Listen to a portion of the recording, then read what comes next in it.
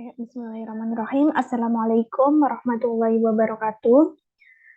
Untuk pertemuan ketiga dari mata kuliah Sosial Media Manajemen dan Analitik hari ini, kita akan bahas mengenai strategi dari pengaplikasian media sosial.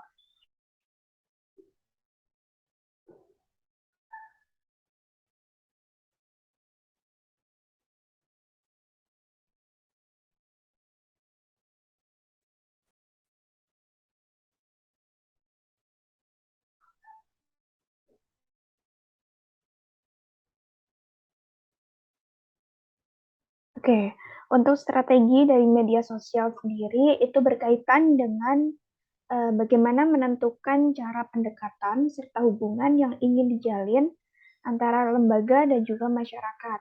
Sehingga nantinya masing-masing program atau konten yang dibuat itu menggunakan strategi spesifik tersendiri.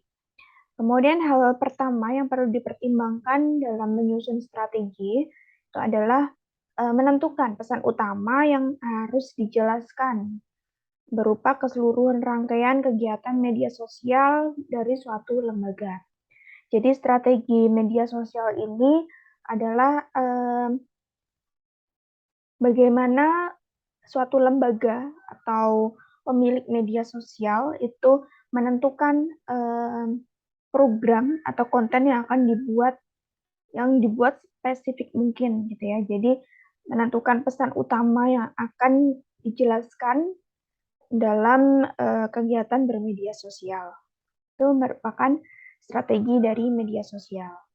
Kemudian tujuan dari strategi itu sendiri yaitu agar pesan yang disampaikan itu mudah diterima secara menyeluruh dan juga koheren, baik secara logika maupun emosional oleh masyarakat. Atau dalam hal media sosial disebut warganet gitu ya. Jadi tujuan dari strategi media sosial itu agar pesan atau konten yang kita buat itu mudah diterima oleh warganet gitu. Kemudian pesan utama dalam penentuan strategi adalah hasil sinergi dari visi dan misi pemerintah secara umum dengan visi dan misi lembaga itu sendiri. Itu dalam konteks pemerintahan. Kemudian pesan utama itu harus ditentukan di awal pelaksanaan program media sosial. Agar apa? Untuk menjaga kesinambungan pesan yang hendak disampaikan. Kemudian komponen dari pesan utama itu ada yang pertama karakter. Itu adalah citra lembaga pemerintah ke dalam suatu karakter. Ini misalnya untuk pemerintahan ya. Jadi citra suatu lembaga itu ke dalam suatu karakter. Tujuan utama itu untuk menentukan tujuan yang ingin dicapai oleh suatu lembaga. Kemudian komponen pesan utama selanjutnya yaitu motif utama, yaitu dorongan utama lembaga dalam mencapai tujuan. Kemudian cerita utama itu memberikan gambaran perjuangan yang sedang ditempuh termasuk di dalamnya tantangan apa saja yang dihadapi oleh lembaga untuk meraih tujuan. Kemudian rincian itu berupa detail-detail tertentu agar pesan utama yang tersampaikan itu mudah dipahami. Itu merupakan komponen dari pesan utama. Kemudian menentukan pesona dasar atau karakter penyusunan program media sosial. Nah, untuk karakter yang ditampilkan oleh suatu lembaga itu kita bisa menggunakan 12 pesona dasar atau basic archetypes ya, yang umum dipakai dalam praktek branding atau pemasaran.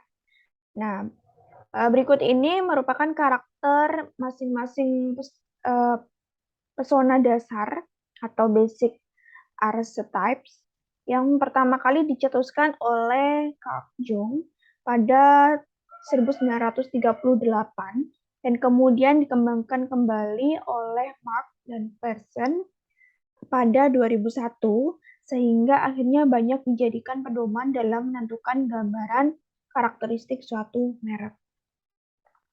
Nah, ini merupakan persona dasar atau basic archetypes, motif utama, nilai acuan, dan juga gaya komunikasi. Misalnya untuk persona dasar kreator gitu ya. Motif utamanya yaitu berkarya dan berinovasi. Kemudian nilai acuannya kreativitas dan imajinasi. Kemudian gaya komunikasinya yaitu berekspresi gitu. Kemudian untuk pengasuh itu motif utamanya menolong dan peduli akan sesama. Jadi lebih ke kegiatan sosial gitu ya. Nilai acuannya adalah kasih sayang dan kemurahan hati. Gaya komunikasinya adalah lakukan untuk sesama. Kemudian ada persona dasar penguasa. Di sini motif utamanya kesuksesan dan kesejahteraan. Nilai acuannya adalah tanggung jawab dan kepemimpinan. Gaya komunikasinya kita taklukkan dunia. Kemudian ada komedian. Nah, ini motif utamanya bersenang-senang dan menikmati dunia. Kemudian nilai acuannya bergembira dan kebahagiaan. Gaya komunikasinya kita hidup hanya sekali. Kemudian manusia biasa itu motif utamanya keakraban dan saling terhubung. Nilai acuannya empati dan kesetaraan. Gaya komunikasinya kita semua sama.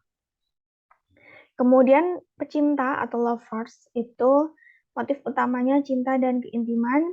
Nilai acuannya daya tarik emosional dan romantisme. Gaya komunikasinya pesona kami tiada tara. Kemudian pahlawan itu kekuatan dan keberanian. Nilai acuannya kompetensi dan pencapaian. Gaya komunikasinya kalahkan tantangan.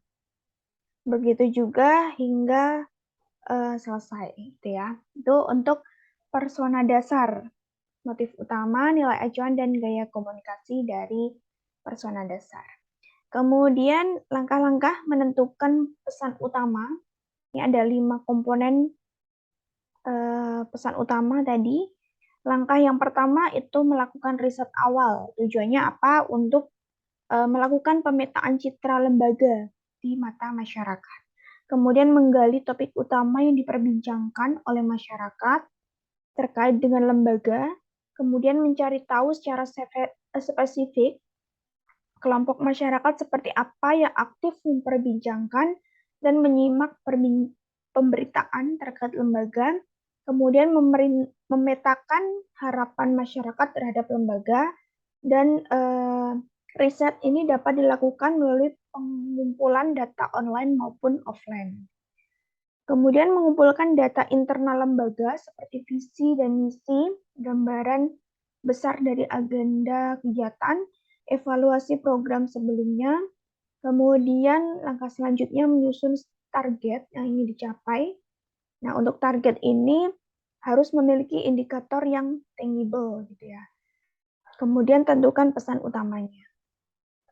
Kemudian untuk pemanfaatan dari media sosial itu misalnya untuk komunikasi itu sudah jelas, kemudian personal branding, sosial media marketing, dan digital marketing. Nah, yang pertama kita bahas adalah personal branding. Personal branding itu adalah proses pembentukan persepsi masyarakat atau publik terhadap aspek yang dimiliki oleh seseorang. Aspek ini bisa berupa kepribadian, kemampuan, nilai, serta persepsi positif yang ditimbulkan atau ada di dalam diri individu. Jadi lebih ke diri individunya ya. Diri individu dari seseorang atau lembaga itu merupakan personal branding. Nah, pentingnya personal branding itu untuk menunjukkan perbedaan diri dari orang lain, serta memunculkan kredibilitas yang membuat diri mendapat pengakuan di bidang keahlian yang dimiliki. Nah, ini untuk strategi dari personal branding melalui media sosial, yaitu dengan gunakan nama yang sama. Jadi, ketika kita mempunyai media sosial, itu deskripsikan diri yang sebenar-benarnya di profil media sosial. Jadi kita gunakan nama sesuai dengan nama asli kita. Kemudian update sesuai passion. Nah, misalnya kita bisa mengunggah minat dan bakat, kemudian kita bisa menentukan nih ciri khas dari diri kita melalui postingan kita. Kemudian memilih media sosial yang tepat. Nah, setiap media sosial itu pasti memiliki fitur dan juga karakter tersendiri. Nah, misalnya di sini untuk teman-teman yang punya passion fotografi itu bisa memanfaatkan fitur-fitur yang ada di media sosial berupa Instagram atau Pinterest. Kemudian misalnya ada lagi yang hobinya menulis, itu bisa memilih Twitter, blog, atau Wattpad. Kemudian konsisten. Nah, agar personal branding yang tertanam di benak orang itu kita harus konsisten dengan apa yang kita buat gitu ya. Jadi kita harus konsisten dengan konten yang kita buat. Misalnya kita ingin membangun branding kita sebagai seorang food vlogger gitu ya. Berarti dari awal sampai seterusnya kita membuat kontennya tentang makanan dan sejenisnya. Kemudian bangun relasi lewat komunitas. Nah, ini kita bisa menambah wawasan dan juga memperluas jaringan itu dengan bergabung di dalam komunitas yang sesuai gitu ya dengan passion kita. Nah, usahakan juga jangan hanya bergabung saja gitu ya, tapi juga harus aktif dan jangan ragu untuk bertanya, untuk mengenal bakat dan juga personal kita. Kemudian kita bisa berinteraksi dengan menarik seseorang untuk mengunjungi profil kita dan merekomendasikan kita ke orang lain gitu. Kemudian cara memanfaatkan media sosial untuk personal branding itu kita bisa mengenali diri kita lebih jauh, kemudian mendeskripsikan dengan cara yang menarik di profil media sosial, baik itu Facebook, bio Instagram, Twitter, maupun LinkedIn. Kemudian membuat konten yang berkualitas dan bermanfaat terkait dengan keahlian kita. Kemudian gunakan etika yang baik dan berinteraksi secara online dengan para audiens. Nah, itu tadi merupakan personal branding. Kemudian kita lanjut menuju materi digital marketing.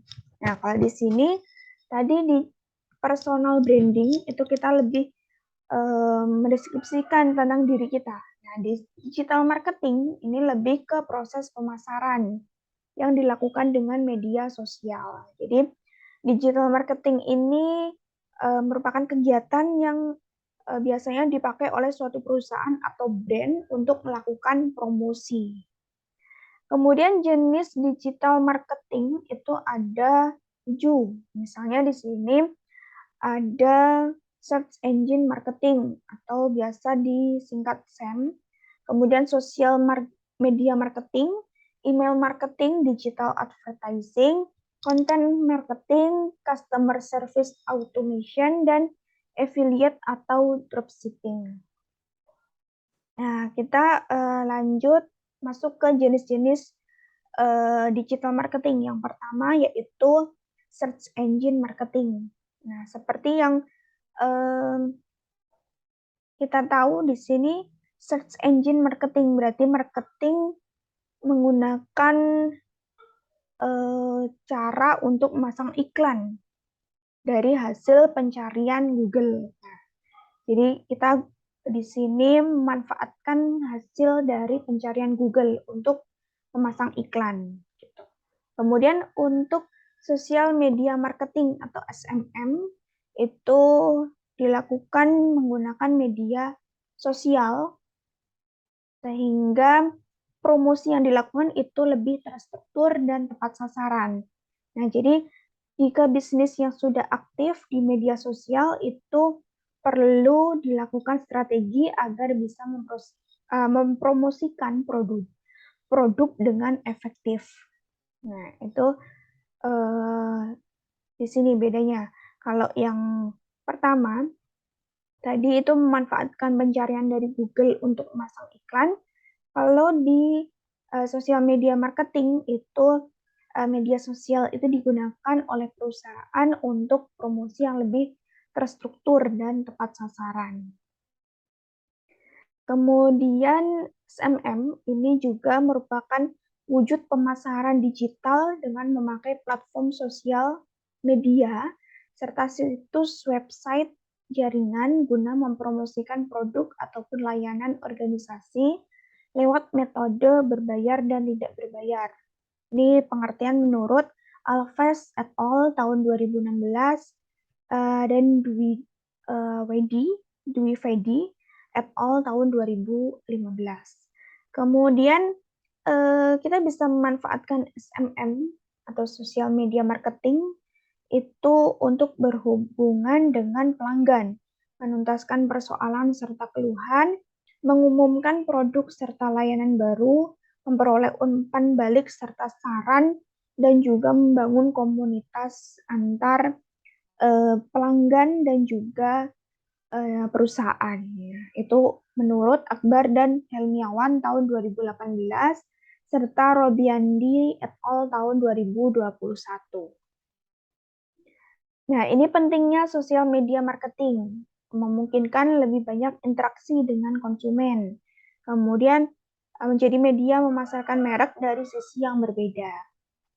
Kemudian perbedaannya untuk sosial media marketing dan digital marketing adalah terletak pada strategi dari digital marketing. Nah, karena di sosial media itu dalam kegiatan pemasaran dilakukan secara online. Selain itu, digital marketing dilakukan secara offline. Ini perbedaannya. Kemudian kesimpulannya, dari pemasaran sosial media itu mengaitkan kegiatan semacam membangun kedatangan di jejaring sosial, menyebarkan pemahaman merek, mengaitkan prospek serta pelanggan lewat konten, dan mengarahkan terus lintas ke situs website serta sebagainya. Jadi itu pemasaran lewat sosial media. Kemudian ada email marketing. Email marketing ini merupakan bentuk pemasaran langsung lewat pemasaran digital dengan menggunakan email tentunya untuk mempromosikan produk dan layanan bisnis. Jadi email marketing ini dapat membantu membuat pelanggan mengetahui item atau penawaran terbaru dengan menginteraksikannya ke dalam upaya otomatisasi pemasaran. Jadi email marketing itu lebih menggunakan email untuk memasarkan produk dan layanan bisnis.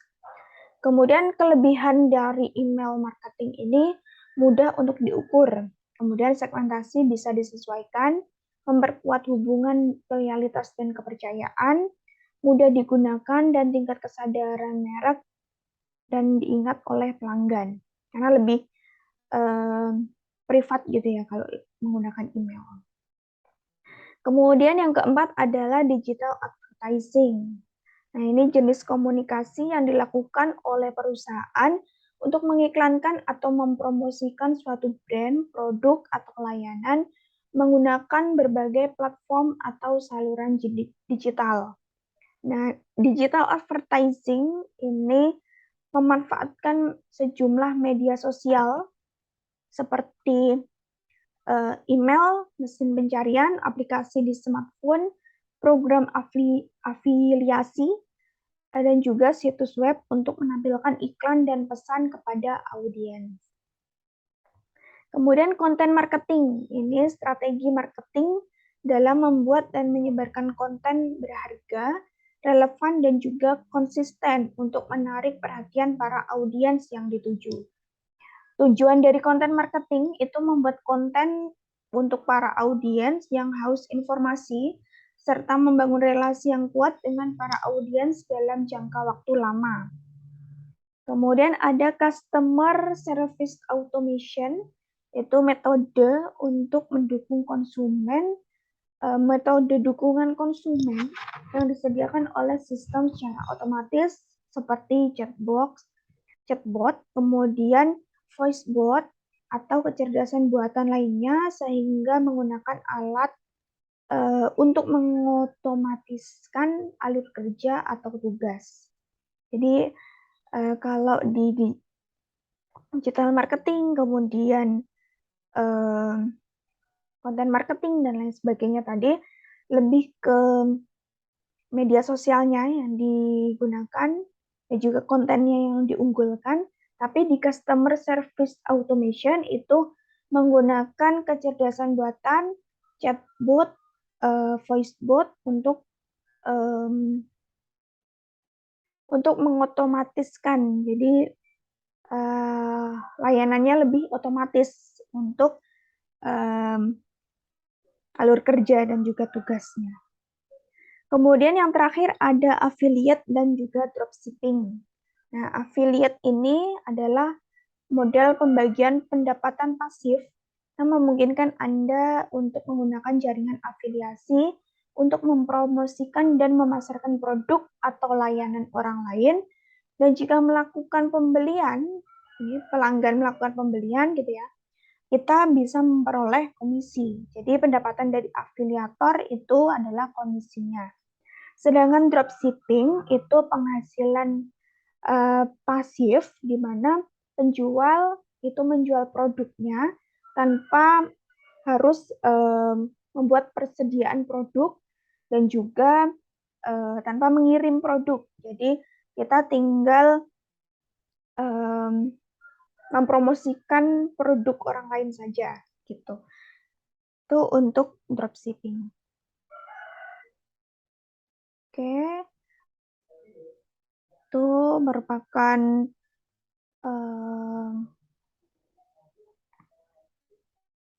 strategi dari pengaplikasian media sosial. Untuk pertemuan ketiga hari ini saya cukupkan. Yang lebihnya mohon maaf. Wassalamualaikum warahmatullahi wabarakatuh.